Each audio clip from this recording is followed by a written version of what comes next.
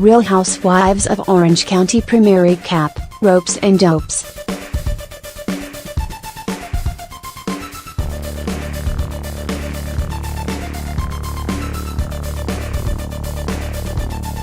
This first episode was a bit of a catch-up with what everyone has going on.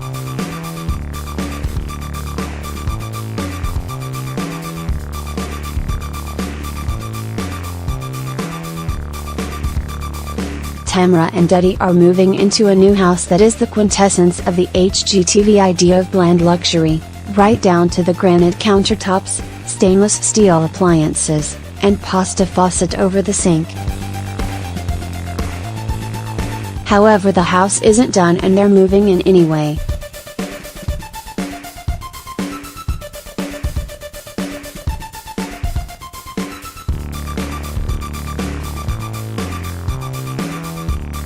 Tamra says that this is because Eddie needs to have surgery, so she doesn't want to stress him out with a move after surgery.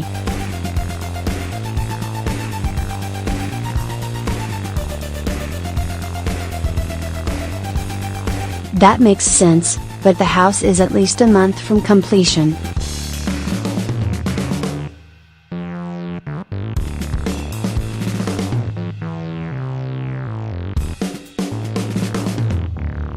Won't he be pretty well healed after 30 days? Instead, the answer is to move a convalescent into a house with no kitchen? Who is going to warm up chicken soup bought from the store or keep cold all of Vicky's sympathy juices and casseroles?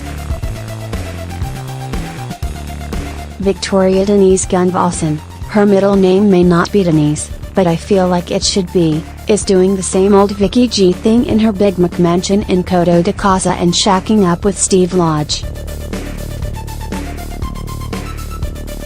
He's spending almost all of his time at her house, but she's mad that he hasn't changed his address to hers.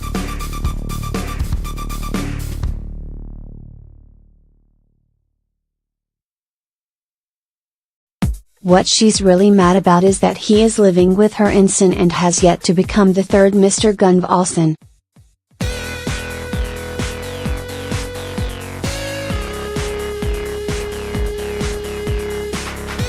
When are you going to tell people if you're living with Vicky Gunvalson? She asks Steve in a totally inappropriate third person.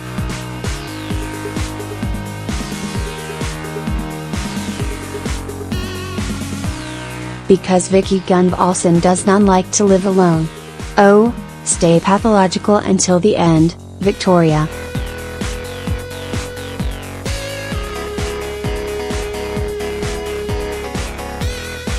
Both Kelly and Shannon have gotten divorced since the end of last season.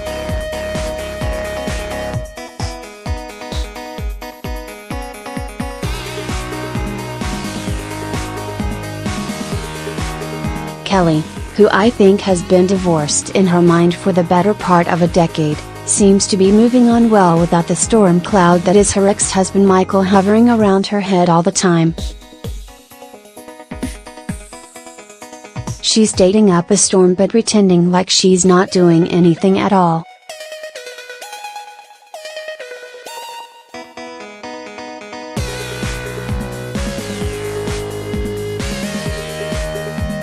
She says she's not having sex though, except for the milkman. Now, if it were anyone else I would believe that they were joking about that, but not Kelly Dodd.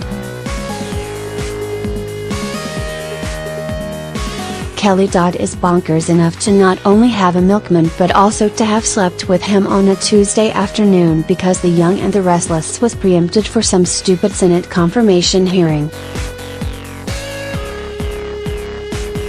Kelly sold her beach house for $5 million and is living in a little townhouse that is only 2 bedrooms, and she says she loves her little bachelorette pad.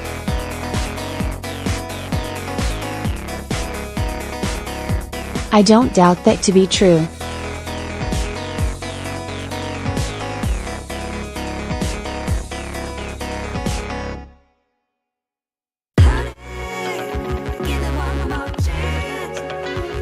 If you install a karaoke machine and have the milkman bring over bottles of vodka every week, Kelly would never leave that damn house, let me tell you.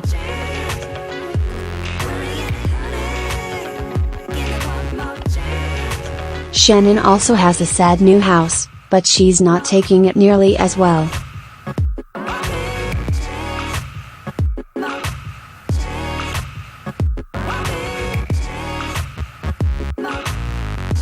Shannon sees everything that has happened to her as a diminishment because she put so much of her identity into being David's wife and her daughter's mother.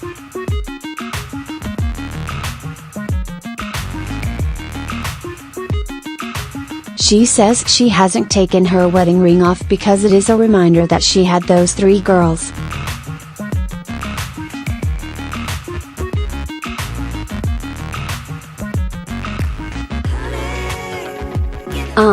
Aren't the corporeal form of those 3 daughters living in her house and cracking their iPhone screens on the daily enough of a reminder that she has kids?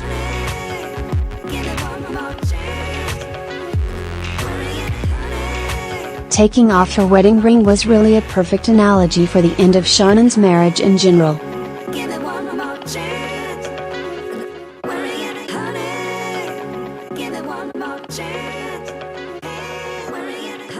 She wasn't ready to do it until someone else forced her.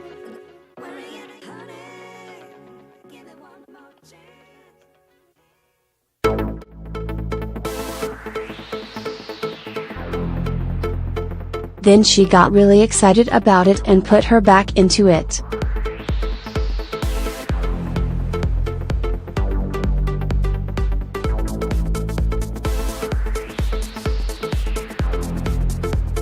Then it started to hurt and she couldn't bear the pain anymore and wanted to stop.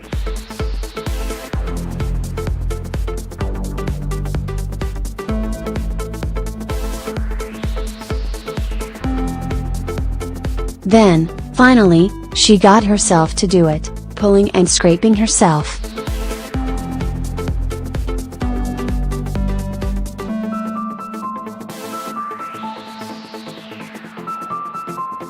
Finally there was some nervous relief, but really just an intense longing that would never abate.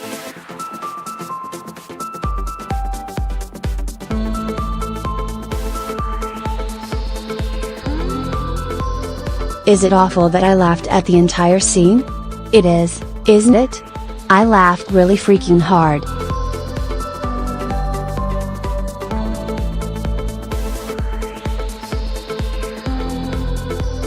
Oh, there is a new lady too.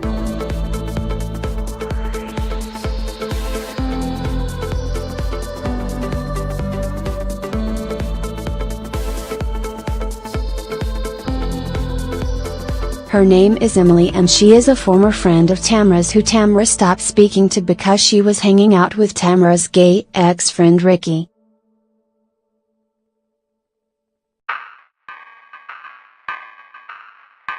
Do we know what happened with Ricky? Is it just that he went around telling everyone that Daddy made out with a guy, or was there some kind of break between them, so he took revenge by saying that Eddie is fruitier than a bag of Skittles left to melt in the back seat of a minivan? How come we've never really gotten the Ricky story?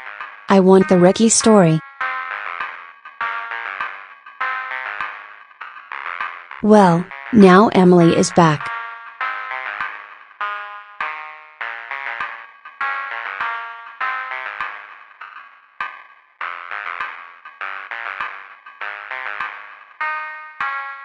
While we can't judge her for another 4 episodes due to the binding constraints of the Eileen Davidson Accord, there was something that struck me as odd.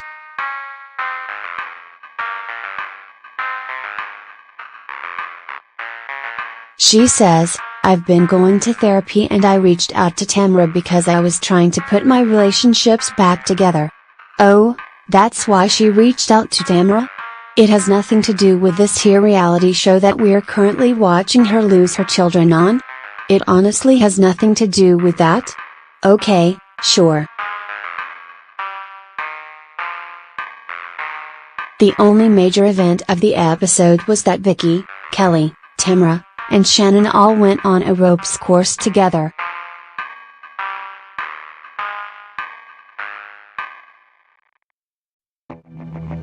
Of course this was Kelly Dodd's idea because who else would think of something totally awful and cheesy and somehow end up making it a little bit fun? Vicky, naturally, provided most of the laughs. She fell over trying to put on her harness for the rope climbing, and the editors delivered us a delicious montage of Vicky falling over on vacations across the world and even in her backyard. Would Vicky be even a little bit likable if she weren't as physically stable as a Jenga tower made out of pieces of lasagna? I think not.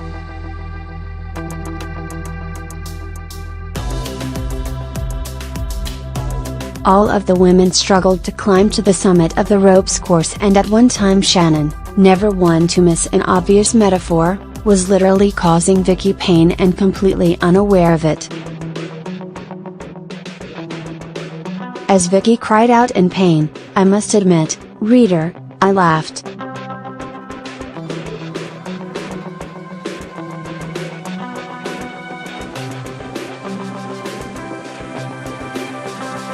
I laughed harder than I have laughed at almost anything except for Spy and both Ali Wong Netflix specials.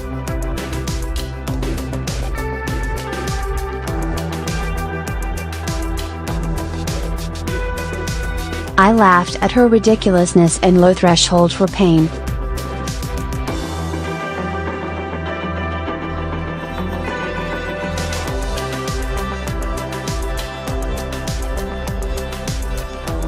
I laughed because I knew the next day, even if there wasn't any bruising, Vicky would go to the doctor and get a splint so that everyone would have to ask her what was wrong with her pinky. I laughed because there is nothing I love seeing more on television than Vicky D.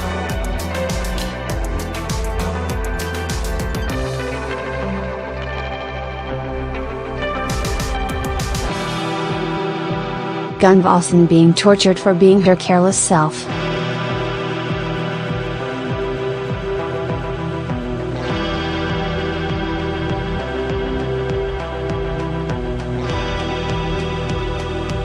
So the ropes course was a victory for everyone, but especially for my very worst self.